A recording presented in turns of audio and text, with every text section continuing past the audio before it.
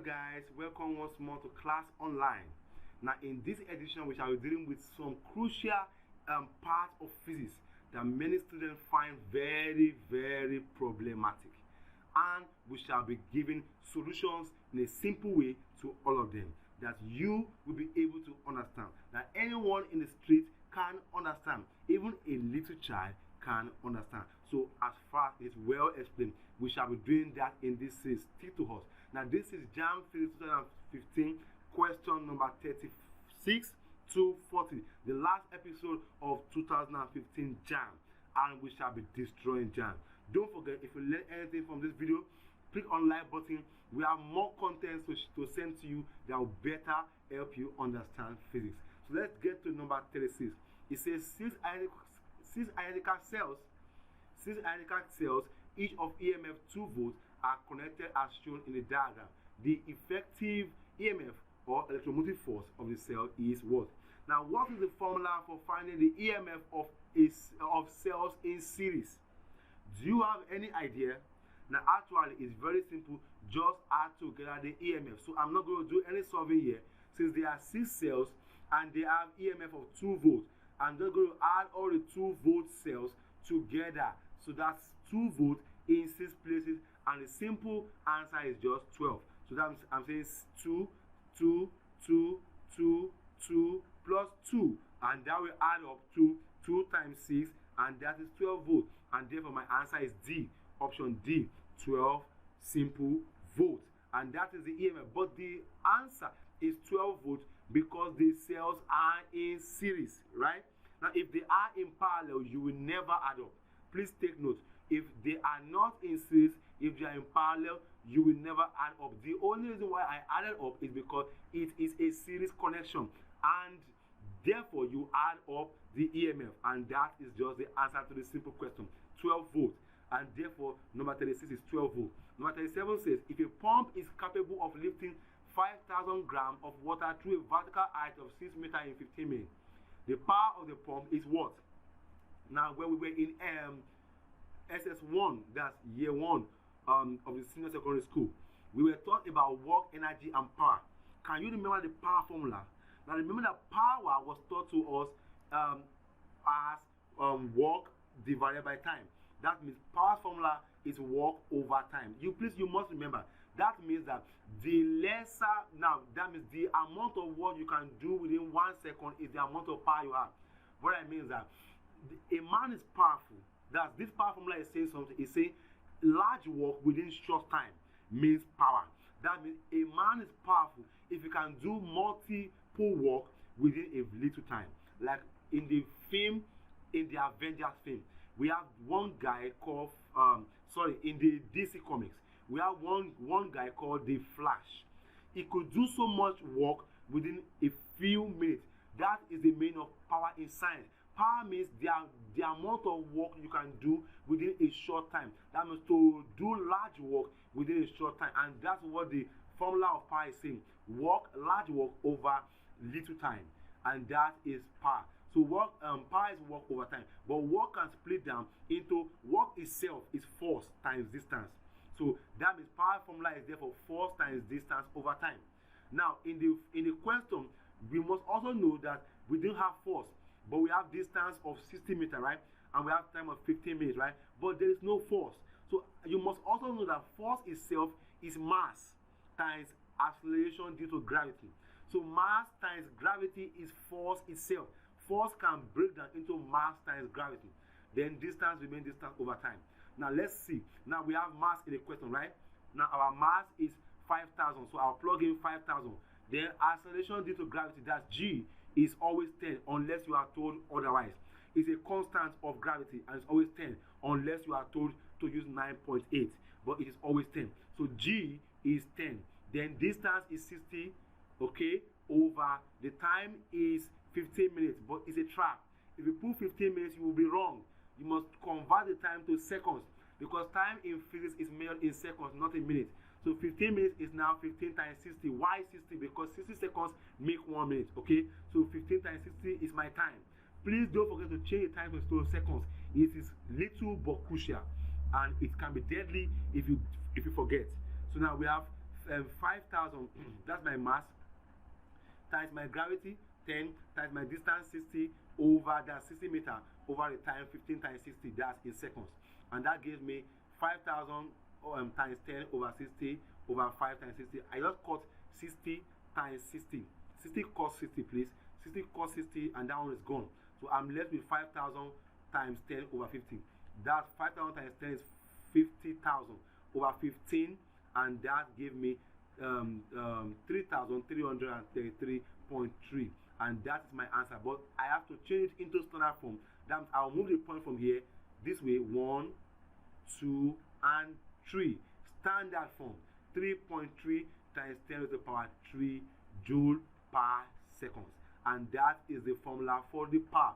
And that brings me to option B as my answer. Most importantly, don't forget the formula for power: work over time, splitting into force times distance over time. Splitting into force itself is mass times gravity times distance over time, and that is what I used to go to get my power. And that is the simple answer to the simple question. And that brings us to B as the correct answer. Let's check out number 38. The distance between two successive crests of a wave is 15 centimeters, and the velocity 300 meters per second. Calculate the frequency. Now, this is super easy. You know, I always said there's a mighty formula of wave that has to do with velocity of wave, frequency, and distance. The distance between two successive crests is called wavelength. Now, that means this statement, distance between two successive crests, is just the same thing as saying the wavelength of a wave, because distance between two crests in a wave is called wavelength. So now this statement, distance between two successive crests, is just the same thing as saying wavelength is 15 centimeters. Velocity is this, is 300 meters per second, and the frequency. Now what is the formula that binds frequency, wavelength, and velocity? Do you remember? Now the formula is just the frequency, the velocity formula of wave, and that is V equals frequency times wavelength. Now we are told to find the frequency, so make the frequency the subject. It will become frequency equals V over wavelength. How do I get it? Just remove this wavelength, put it under velocity, and that will become frequency equals velocity over wavelength, and that is the formula for frequency, right? Now plug in the values. I have my velocity as V equals 300 meters per second, right? And my wavelength is therefore 15 centimeters, but it has to be in meter.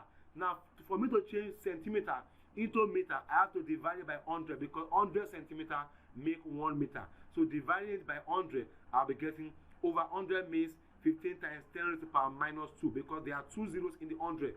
It will become minus because there's an over there, and that will become 15 times 10 raised to the power minus 2, and that is my real wavelength. Please take note, 15 meter wavelength is a trap. Wavelength can't be in centimeter, sorry. It can't be in centimeter, it must be in meter. And you can only change centimeter to meter by dividing it by 100.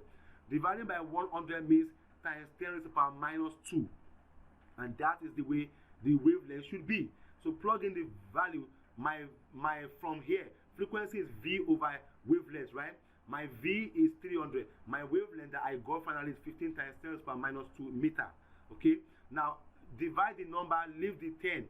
That will become 300 divided by 15 is 20, right? Now the 10 raised to the power minus 2 will go up, and that will become, the sign will change from minus 2 to 2. It will become 20 times 10 raised to the power 2. So my answer in standard form means remove this point from here, move it one step to this place. It will become 2 times 10 raised to the power 3. Because why 3? Because I just removed this 0. It will become plus 1 to the 2 here. It will become 3. That will become 2 times 10 raised to the power 3 ends. And that is the answer for frequency. Don't forget, it came from the formula V equals F lambda. That is the, I always say that this is the strongest formula in wave, because this formula cut across can help you with questions on echo. This formula can help you with questions on echo. It can help you with questions on wave like this, just ordinary wave. It can also help you with questions under photoelectric effect. So this formula cut across so many places in physics, and I'm sure you don't want to forget this, because this formula can save you. Okay, so please take note of this formula. V equals F lambda is very, very little, but very, very dangerous to forget. And that is the formula for that we use to solve this question. Okay, so let's go to number 39.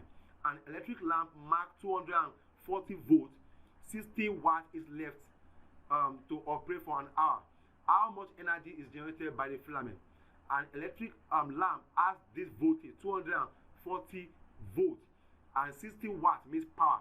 Okay, how much energy? Remember that power is from energy. Electric power is equal to electric energy over time. You know, just like I did before when I was here, when I was answering the question on power here, it is actually the same. Power is work, and work is energy over time. Just like this one that I saw in number 37. Power is work over time, and the formula is just the same with this one that is in number 39. Power is also energy because work is still energy. So I can say power is work over time, or power is energy over time. And therefore, I'm told to find energy, right? So I will make energy the subject. So energy will come down, cross multiply. Energy is therefore power times time, right? What's my power? 60 watts from the question. 60 watts is your power because power is measured in watts. Then time given to you is 1 hour, operated for an hour, right? So the time is 1 hour, but you must change the time to seconds. So to change hour to seconds is, 60 minutes make 1 hour. That's the first 60. Then 60 seconds make 1 minute. That's the second 60. So the distance from hour to seconds is from hour to minute first. That's 60. Then minute to seconds is another 60. That's 60 by 60, and that makes 60 watts times the 1 hour is 60 times 60, and that therefore will give me 60 times 60 times 60, and that will give me 216,000. Now make it into standard form. You will move from here. 1, 2, 3, 4, and 5. Standard form. 2.16 times 10 to the power 5 joule, and that is the answer for the energy, for the electric energy that was used. I moved 5 steps. 1, 2, 3, 4, 5, and that is my answer. 2.16 times 10 to the power 5 joule. Energy must be in joule, and that is the answer to the question. 2.16 times 10 to the power 5 joule. Option B is correct. Last question in this one. In comparing the camera and the human eye, the film of the camera function as the what?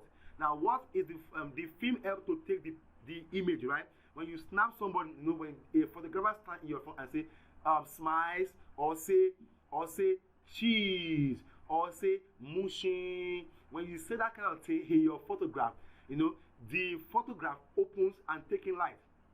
It just opens briefly, pouch, and taking the light, boom, and take you inside the darkness, right? That means it collects you and form your image on the film. Okay, now, but in the human eyes, the image you are looking at is formed on the film also. But what is the film in my eyes? Is it the iris that is the film? That is the image I'm looking at formed on the iris, or formed on the pupil, or on the retina, or on the cornea? Do you have any idea which one might be correct?